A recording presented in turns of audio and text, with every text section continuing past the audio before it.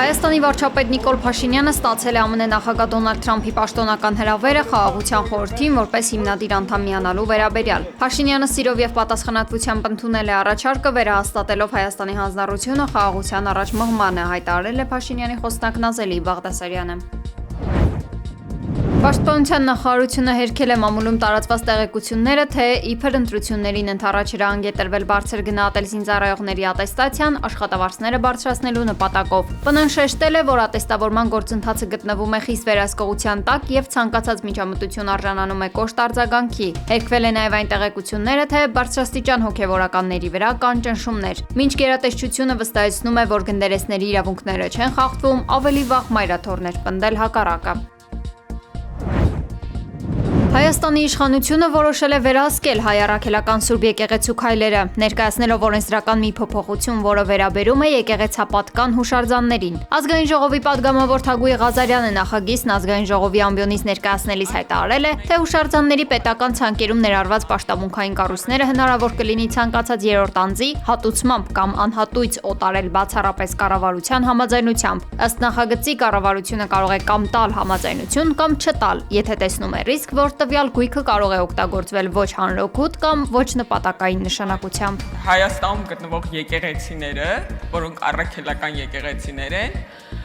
պետք է պատկանեն Հայաստանի առաքելական Սուրբ եկեղեցուն եւ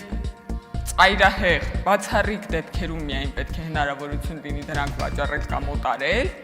այն էլ եթե հիմնավորվի դրա հանրային անհրաժեշտությունը եւ կառավարությունը համաձայնություն տա, այսինքն բազմաթիվ օղակներ անցնելով։ Եթե այդպիսի տարբերակ լինի, ավարտում եմ պարոն Սիմոնյան, եւ ես հույս ունեմ, որ բոլոր մարդիկ այս դահլիճում մտածում են, որ եկեղեցիները պետք է մնան եկեղեցու մոտ։ НАТО, ОБСЕ – это евроатлантические структуры, и как таковые… Ռուսաստանի արտաքին գործերի նախարար Սերգեյ Լավրովը կոշտ գնահատականներ է տվել Արևմուտքի եւ ՆԱՏՕ-ի գործողությունների վերաբերյալ, նշելով, որ Մոսկվան իր արտաքին քաղաքականությունը կառուցում է ոչ թե գործարքային մոտեցումների, այլ միջազգային իրավունքի եւ պետությունների հավասարության սկզբունքների վրա։ Լավրովի խոսքով, եթե Արևմուտքում նախընտրում են իրար հետ խոսել ոչ ֆորմալ կանոններով, դա իրենց ընտրությունն է։ Նա հայտարարել է, որ ՆԱՏՕ-ն իր կարծիքով լրջորեն պատրաստվում է ռազմական հնարավոր բախման Ռուսաստանի հետ, ինչը լուրջ վտանգ է ներկայացնում եվրոպական եւ գլոբալ անվտանգության համար։ Ըստ դիվանագետի, Արևմուտքում արդեն քննարկում են, թե ՆԱՏՕ-ի դաշինքն արդյոք պետք է պահպանվի իր ներկայիս ձևաչափով, թե անհրաժեշտ են արմատական փոփոխություններ։ Խոսելով Լատինական Ամերիկայի մասին, Լավրովը շեշտել է, որ Միացյալ Նահանգները կոպտորեն միջամտում է Վենեսուելայի ներքին գործերին եւ ճնշում գործադրում տարածաշրջանի այլ երկրների նկատմամբ, փորձելով ամրապնդել իր ազդեցությունը։ Вновь ее каким-то образом возобновить.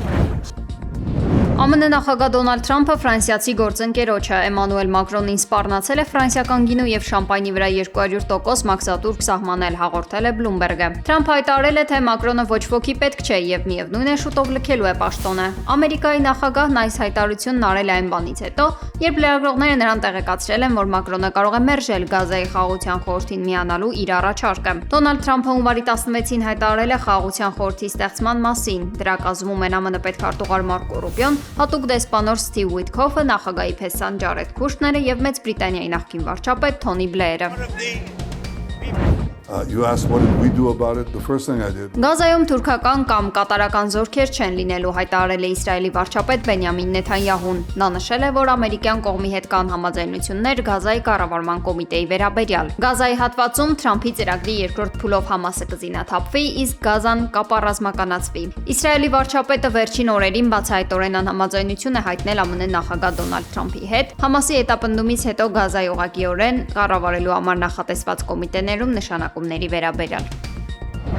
En de teams are in constant contact. ՆԱՏՕ-ն սահմանափակել է ԱՄՆ-ի հասանելիությունը հետախուզական տվյալներին Գրենլանդիային ուղղված սպառնալիքների պատճառով։ Ըստ որոշ աղբյուրների, դաշինքի ներկայացուցիչներն այլևս բացահայտ չեն շփվում ամերիկացի գործընկերների հետ, քանի որ տեղեկությունը կարող է հասնել Թրամփին եւ օգտագործվել դանիական կիսաինքնավար տարածքը գրավելու գործում։ The choices we've made. Բրիտանական մամուլի տեղեկությունով Մեծ Բրիտանիան մտադիր է կրկնապատկել իր ջանքերը եւ ամրապնդել պաշտպանական համագործակցությունը համագործակցությունը Եվրամիության երկրների հետ։ Այս ամենի ֆոնին Դանիայի խորհրդարանի պաշտպանության հանձնաժողովի ղեկավար Ռասմուս Յարլովը հայտարարել է, որ Դանիան կպատերազմի Միացյալ Նահանգների դեմ, եթե ԱՄՆ-ն փորձի գրավել Գրենլանդիան։ Նրա խոսքով Դանիան գիտակցում է, որ Միացյալ Նահանգները ռազմական առավելություն ունի երկրի նկատմամբ, սակայն եթե ռազմական գործողություններ սկսվեն, դրանք կավարտվեն Միացյալ Նահանգների համար բացասական արդյունքներով։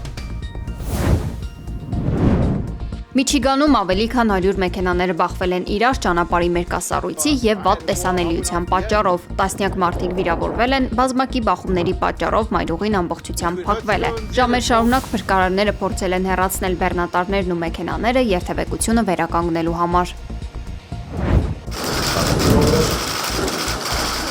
Բուլղարիայի նախագահ Ռումեն Ռադևը հայտարարել է հրաժարական տալու իր մտադրության մասին։ Վաղը ես հրաժարական կտամ Բուլղարիայի Հանրապետության նախագահի պաշտոնից։ Ցանկանում եմ նշել, որ նախագահի եւ փոխնախագահի պաշտոնում 9 տարիների ընթացքում մենք ցույց ենք տվել, որ կարող ենք արդյունավետ եւ ներդաշնակ աշխատել։ Բուլղարիայի նախագահը հաստատել է, որ պետության ղեկավարի պարտականությունները կկատարի փոխնախագահ Իլիանա Յոտովան։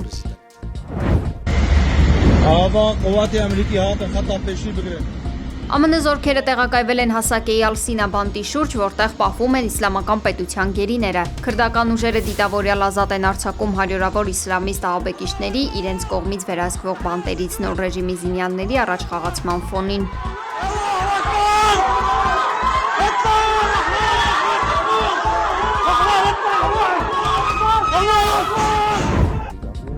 Մոլդովայի արտաքին գործերի նախարարությունը անհրաժեշտ քայլեր է ձեռնարկում ԱՊՀ-ից լիարժեք դուրս գալու համար, հայտնել է արտաքին գործերի նախարար Միխայիլ Պոպշոյը։ Նախարարի խոսքով դա տեղի կունենա միայն համաձայնագրերի փաթեթից ամբողջական հրաժարվելուց հետո։ Մոլդովան իրավաբանորեն կդադարի ԱՊՀ անդամ լինել, թեև նրա մասնակցությունը կազմակերպությանը փաստացի կասեցվել էր ավելի վաղ։